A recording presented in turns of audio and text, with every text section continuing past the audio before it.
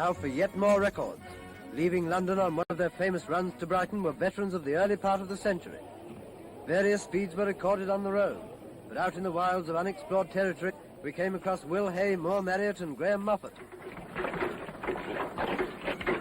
What are you taking the piano? What did he say?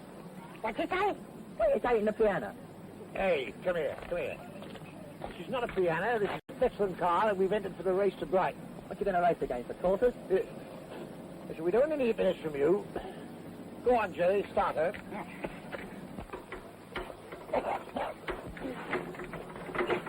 Why don't you choke her? It's joking me.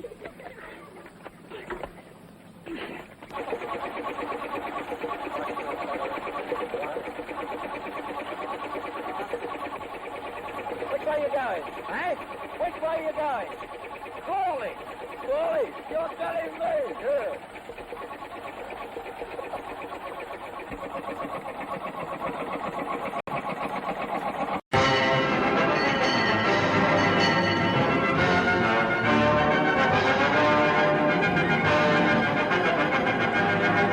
Once again, Britain's cars go on show at Earl's Court to tantalise us with their newness as we roll along in our pre-war flivvers, waiting for the day when a Jaguar might be ours. Or do we want a Triumph Mayflower for good value in a cheaper car? Here's the world's first X-ray model anyway, a Hillman Minx. You can see at a glance just what makes the wheels go round. If you've come with a housing problem, there's a double-decker caravan. And to make it a bit more like home, it's got a roof garden too. If you want comfort plus speed, the Daimler Regency model will give you both.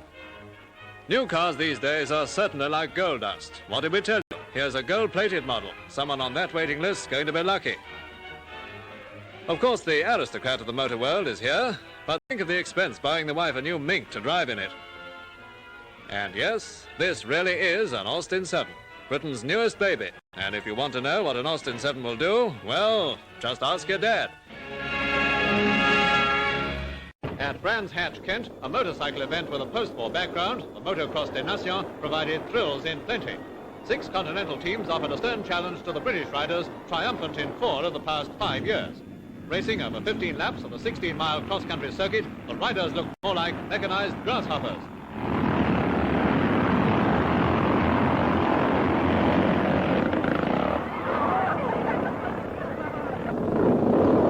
And with Jeff Smith gaining his 3rd successive race triumph, the British team were again motocross champions of Europe.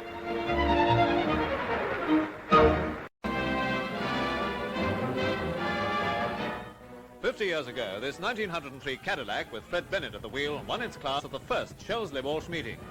Today, after a Golden Jubilee presentation, the gallant veterans revive memories of half a century of hill climb racing that have linked many famous names in motoring.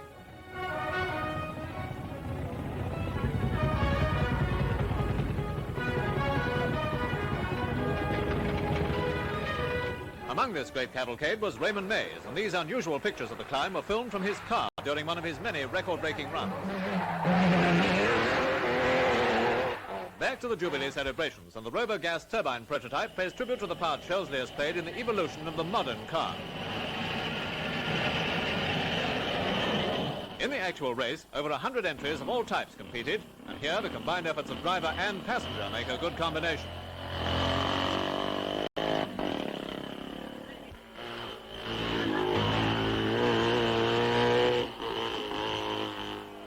But this year, the fastest time is credited to number 20, Tony Marsh, who's rapidly speeding to the top in hill climb racing.